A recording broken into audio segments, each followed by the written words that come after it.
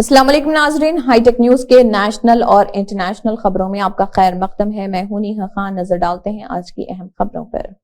Supreme court نے Bilqis Bano case میں اہم فیصلہ دیا ہے۔ اس مقدمے میں حکومت گجرات کی جانب سے 11 مجرمین کو دی گئی معافی کو عدالت بالان کالعدم قرار دے دیا۔ 2002 گجرات فسادات میں 5 مہینے کی حاملہ بلقیس بانو اجتماعی عصمت ریزی کا شکار ہوئی تھی۔ اس وقت اس کے 7 افراد خاندان کو بھی قتل کیا گیا تھا۔ سی بی آئی کی خصوصی عدالت نے 21 جنوری 2008 کو اس معاملے میں 11 افراد کو قصوروار قرار دیتے ہوئے عمر قید کی سزا سنائی تھی۔ گزشتہ سال حکومت گجرات کی جانب سے ان قیدیوں کو معافی دیے جانے کے بعد بلقیس بانو سپریم کورٹ سے رجوع ہوئی تھی۔ سپریم کورٹ نے کہا ہے کہ گجرات حکومت مجرموں کو رہا کرنے کے قابل نہیں۔ سپریم کورٹ نے کہا ہے کہ وہ ریاست جہاں مجرم پر مقدمہ چلایا جاتا ہے اور سزا سنائی جاتی ہے، وہ مجرموں کی معافی کی درخواست پر فیصلہ کرنے کی مجاز ہے۔ اہلیت کی کمی کی وجہ سے گجرات حکومت کے استثناء کے حکم کو منسوخ کر دیا جائے۔ سپریم کورٹ نے مئی 2022 کے فیصلے کو مسترد کر دیا، جس میں سپریم کورٹ نے کہا تھا کہ گجرات کو استثناء کا فیصلہ کرنے کا اختیار ہے اور 1992 کے چھوٹ کی پالیسی جو قتل عصمت دری اجتماعی عصمت دری کے لیے چھوٹ کی اجازت دیتی ہے لاگو ہے۔ یونانی فلسفی جسٹس ناگرتنا نے اس بات پر زور دیا تھا کہ سزا انتقام کے لیے نہیں بلکہ اصلاح کے لیے دی جانی چاہیے۔ افلاطون کا کہتا ہے کہ سزا انتقام کے لیے نہیں بلکہ اصلاح کے لیے ہے۔ بنگلہ دیش کی حکمراں وزیراعظم شیخ حسینہ کی عوامی لیگ پارٹی نے ملک کے عام انتخابات میں 70% سے زیادہ پارلیمانی نشستیں حاصل کر کے واضح اکثریت حاصل کر لی۔ اس کے ساتھ ہی وزیراعظم شیخ حسینہ نے مسلسل چوتھی بار ملک کا اقتدار حاصل کر لیا۔ الیکشن کمیشن حکام نے ابتدائی طور پر دیر گئے تقریباً 290 نشستوں کے نتائج کا اعلان کیا تھا، لیکن اب پوری سیٹوں کا اعلان ہو گیا ہے۔ بنگلہ دیش میں 299 ارکان پارلیمنٹ کے انتخاب کے لیے عام انتخابات ہوئے تھے۔ 300 رکنی پارلیمنٹ کے انتخاب میں ایک امیدوار کی موت کے باعث ایک حلقے میں ووٹنگ ملتوی کر دی گئی تھی۔ عوامی لیگ نے 299 میں سے 216 سیٹیں جیت لی ہیں، جبکہ آزاد امیدوار نے 52 اور جاتیہ پارٹی نے 11 سیٹیں جیتی ہیں۔ عوامی لیگ کو مکمل اکثریت مل گئی ہے۔ دونوں تلگو ریاستوں تلنگانہ اور آندھرا پردیش میں سردی کی شدت میں روز بروز اضافہ ہی ہوتا جا رہا۔ رات میں سردی کی شدت اور صبح میں کوہر کی وجہ سے عوام کو مشکلات کا سامنا ہے۔ دونوں ریاستوں کے علاقوں میں ریکارڈ سطح پر درجہ حرارت میں گراوٹ ہو گئی ہے۔ محکمہ موسمیات کا کہنا ہے کہ آئندہ چند دنوں تک اسی طرح کی صورتحال برقرار رہے گی۔ کئی مقامات پر 10 بجے تک بھی کوہر میں کمی نہیں ہو رہی۔ ریاستی دارالحکومت حیدرآباد میں بیشتر مقامات پر درجہ حرارت معمول سے کم درج کیا جا رہا۔ راجندر نگر میں اقل ترین درجہ حرارت 13.7 ڈگری سیلسیس درج کیا گیا۔ شمالی ہند سے آ رہی سرد ہواؤں کے نتیجے میں تلنگانہ میں سردی کی شدت میں اضافہ ہوا۔ طیاروں کی آمد و رفت بھی کوہر کی وجہ سے متاثر ہوئی۔ عادل آباد، کھمم کے بشمول کئی ایجنسی علاقوں میں سردی کی شدت زائد درج کی جا رہی۔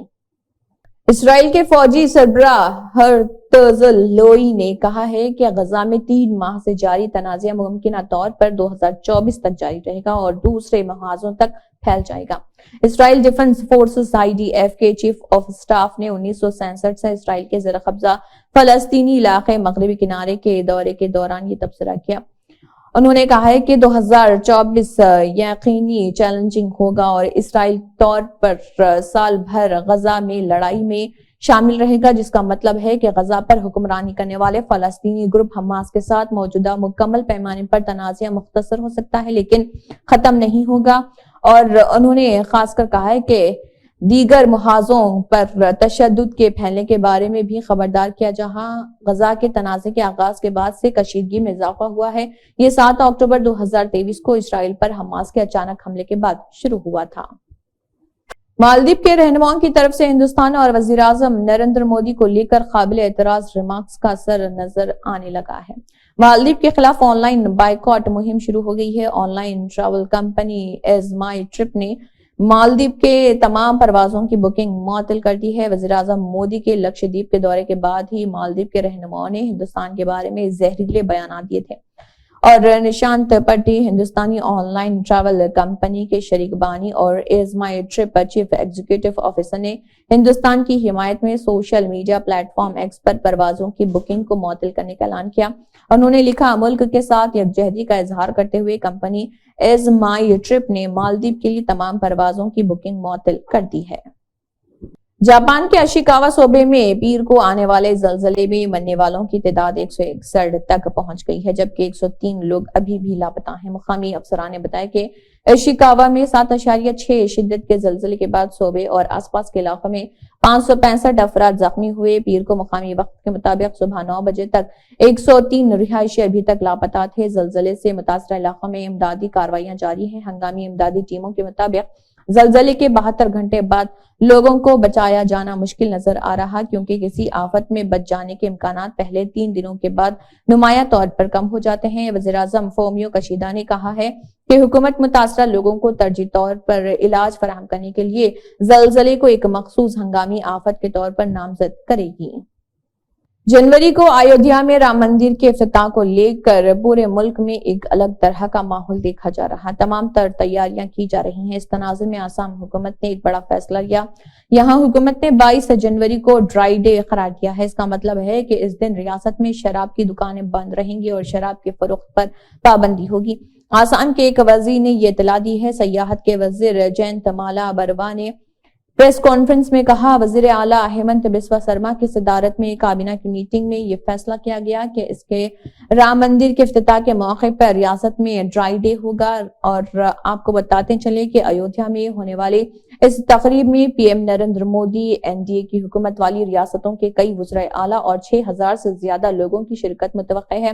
ड्राई डे वो कहलाता है जब हुकूमत किसी खास त्योहार या खास मौके पर पूरी रियासत में शराब की फरोख्त पर पाबंदी लगाती है, तो इस दिन को ड्राई डे कहा जाता है। ड्राई डे पर शराब की फरोख्त मुकम्मल तौर पर बंद होती है। इस उसूल की खिलाफ वर्जी करने वाले दुकानदार के खिलाफ कानूनी कार्रवाई भी की जाती है। शदीद सर्दी और घनी धुंध से लोगों को राहत मिलने की कोई उम्मीद नहीं। पंजाब, दिल्ली, हरियाणा, उत्तर प्रदेश, बिहार, मध्य प्रदेश, मगरबी और मशरक़ी राजस्थान के कुछ इलाकों में अगले 24 घंटों तक घनी से बहुत घनी धुंध और सर्द दिन के हालात बरकरार रहने का इम्कान है। 8 और 9 जनवरी को कई रियासतों में मुख्तलिफ मुकामात पर हल्की बारिश और गर्ज चमक के साथ बारिश की भी पेशगोई की गई। महकमे मौसमियात के मुताबिक अगले 24 घंटों के दौरान पंजाब, दिल्ली, हरियाणा, उत्तर प्रदेश, बिहार, मध्य प्रदेश, मगरबी राजस्थान और मशरक़ी राजस्थान के कुछ इलाकों में घने से बहुत घनी धुंध और सर्द दिन के हालात बरकरार रह सकते हैं। इसके बाद यानी 9 जनवरी से उम्मीद है कि घनी धुंध और शदीद सर्दी के दिनों से बतदरीज कुछ राहत मिलेगी।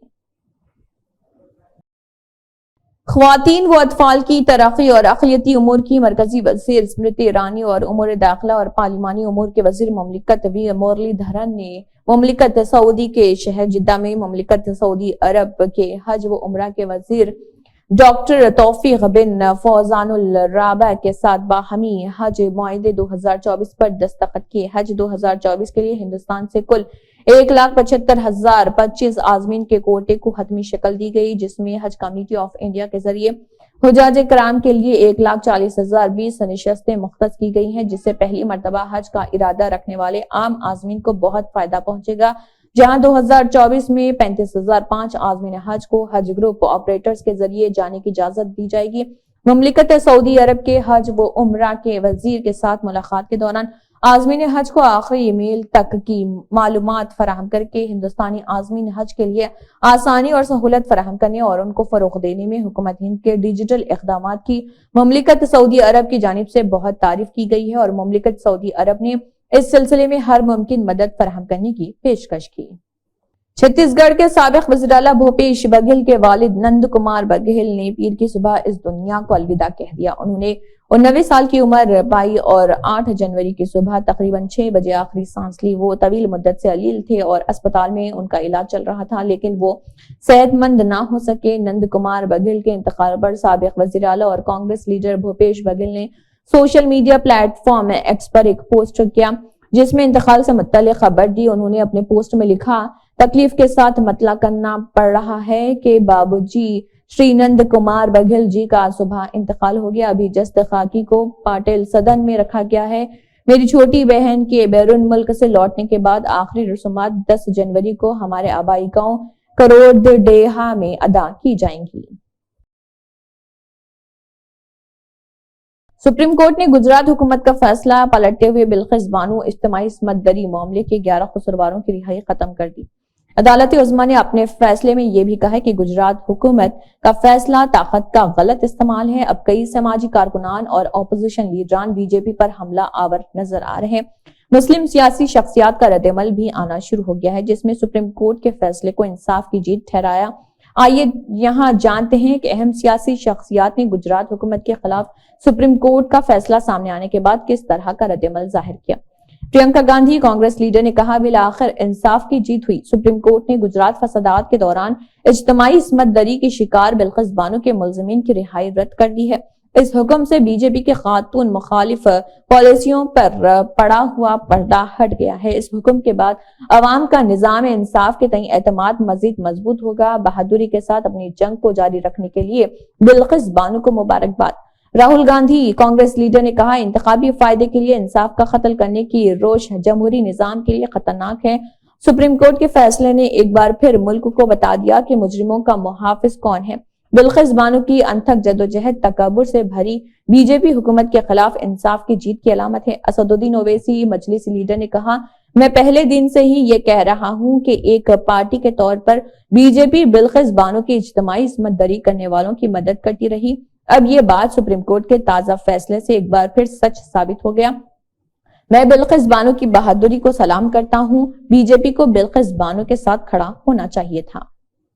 اسی کے ساتھ ہائی ٹیک نیوز کے نیشنل اور انٹرنیشنل خبریں اختتام کو پہنچتے ہیں۔ اللہ حافظ۔